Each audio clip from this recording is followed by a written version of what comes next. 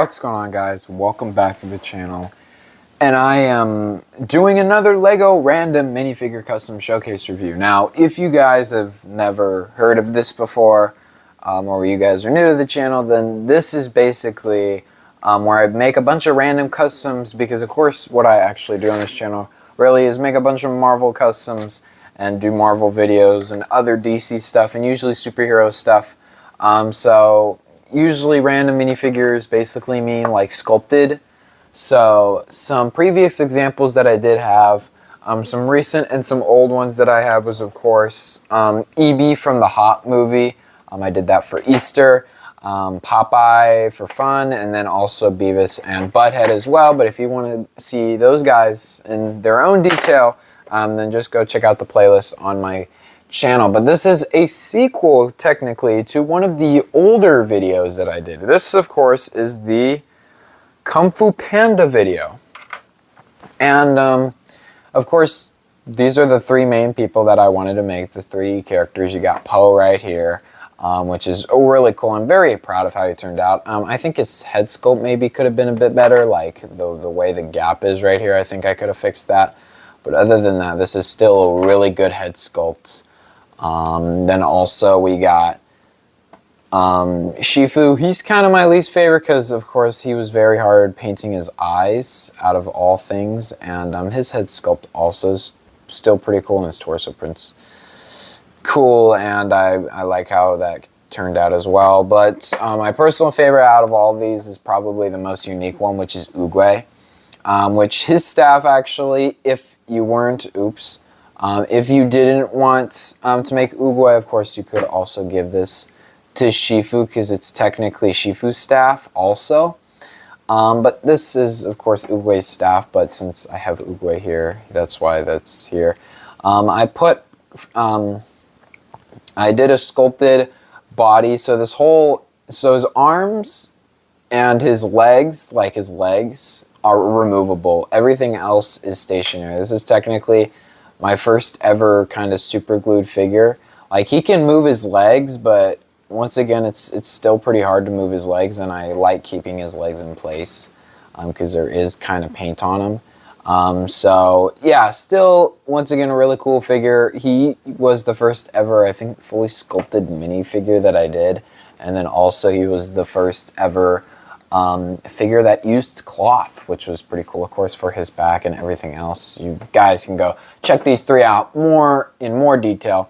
But of course, I did get some comments down below. Are you going to make any more of these characters? And I'm of course going to make maybe a ton more Kung Fu Panda characters. However, if I do make, because of course I have made one more Kung Fu Panda figure for this video, that's why these three are here. But if you want to see all the rest of them, like more Kung Fu Panda characters, of course, leave a like down below and comment down below if you guys want to see a whole Kung Fu Panda showcase. I will gladly do that for a bunch of sculpted figures, because Kung Fu Panda is kind of lacking on YouTube. Anyway, the figure I made, of course, if we get these guys out of the way, is really cool, and it took me about, I think, 2 days to make, and I'll go down breakdown of how I made him. But without further ado, here is the newest Kung Fu Panda character I made. 3, 2, 1. I made Lord Shen from Kung Fu Panda 2. And I know what you guys are saying, oh my god, why'd you make Lord Shen out of all the other characters? Well, of course, Lord Shen is actually one of my personal favorites. These are personally my favorite characters from Kung Fu Panda. Alright, these guys are my favorite. Better than everybody else. I feel like Shen is better than Tai Lung, just because I know that Tai Lung's like the main bad guy and he's so cool, and he was connected and he actually fought in Kung Fu. Because this Shen just used guns and stuff in the movie, but he is terrifying, okay? If you watch Kung Fu Panda 2 again, it is just sad, emotional, and amazing, okay? Kung Fu Panda 1 was kind of comedy, Kung Fu Panda 3 was comedy, but 2 was very rough, and it showed that DreamWorks can make some really sad movies, which also why Puss in Boots 2 was really good. But I really love the connection between Po and them and stuff like that, and trying to find inner peace over the genocide of his panda kind, but you figure out that some of the pandas lived in the third one. Anyway, spoilers! Here is Shen, and the first thing that catches your eye is obviously his peacock tail. This was very, very annoying to do. Of course, I also had to do it on both sides, so that was annoying. But first, we're going to take a look at the staff, because the staff is the most, like, boring part, I guess. The staff was a last-minute decision. This whole top piece is sculpted, and I did also sand off the top, so you could kind of get more of a point, so it's not all fat. But of course, if you do spin it, it does look like his thing and the weapon, and I really wanted to make his weapon because it's pretty cool and it makes a prominent appearance in the movie. Anyway, taking a look at the character, of course, he is as tall as, I think, Oogway. I think he's as tall as Oogway, right? Yeah, he is as tall as Oogway, but his neck is taller. But I used... So for his legs, he is another technically a super glued figure. If you guys haven't seen some super glued figures on my channel, I've been doing them a lot recent because, of course, there are some things that just, if I make a custom, they need to stay on or else it's going to break and it's going to tear and stuff over time. My most recent example probably is Kang the Conqueror. Like his helmets, I feel like, yeah, I could maybe have found a way to take the cloth piece off of the sculpty right here and basically make this whole piece removable, but it's stuck in place, okay? The torso can't come off. But the head, I needed to keep that in there even though I sanded the stud on the inside for a previous helmet I was going to do. The reason why I did that is because, of course, the head was going to chip off over time, so I didn't want that to happen. So his torso comes off because, of course, his legs are bricks, okay? And if you guys know... If you try to put a cloth piece on also, and I kept just pushing him, his torso would have fell off, his face probably would have chipped, and this whole thing would have not worked. So his legs and his torso cannot be disconnected from each other. They're basically in place, but everything else you can move. His toes are in place. His whole leg piece is made from a brick and then a tile underneath. I just put some sculpty over it and underneath so you can make his cloak in the movie.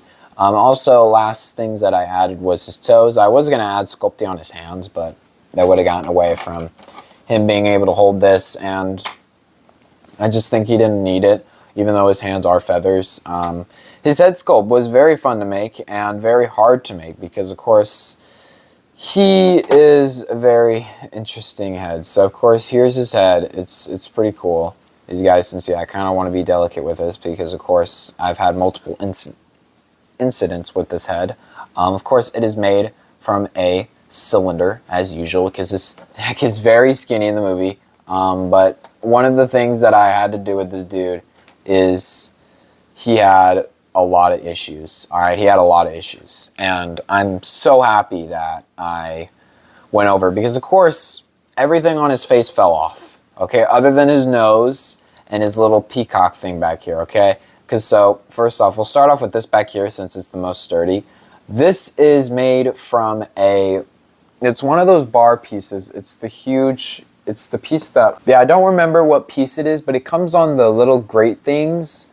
I don't remember. I think it's one of the poles. But I needed a yellow bar for something because Lego doesn't make yellow bars that much, and I don't have any in my collection. It was for an accessory for a character I was making, just like a side character.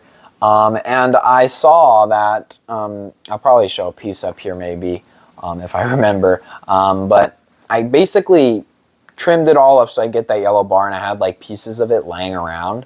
So I picked up a piece, I'm like, that's a point, I'm sculpting over that, I'm using it, and that's what I did. So yeah, that was easy, other than the face. So here's what the face looked like before I basically, added the things here that you see here. And you guys are probably wondering, his mustache is longer and his eyebrows. Holy cannoli, his eyebrows. His eyebrows were just very difficult to make because a lot of Kung Fu Panda characters, like Shifu and like Mr. Ping and other characters, if I wanted to make them, they would be hard because Sculpty is it's good to work with, but it's the same reason why Lego doesn't make Mantis's hairpiece plastic because of the rubber earpieces. These would break off, okay? If you put enough force right here, they'd probably break off if it was plastic. So if Shen's head was a Lego piece, it would be made out of rubber. All right, full straight rubber. And that was one of the hard things about it, because what I did originally is I took just a pair of scissors to cut the bottom of the mustache piece off, and I cut too hard.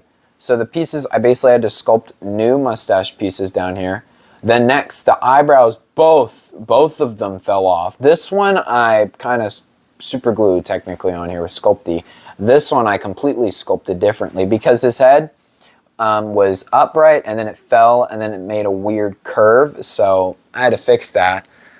So yeah, his whole head was difficult, but other than that, the torso is just a plain gray torso I painted, and I think it turned out pretty cool. It's minimum detail. I know he has like a bunch of like ancient writing on it and stuff like that. I didn't want to do that.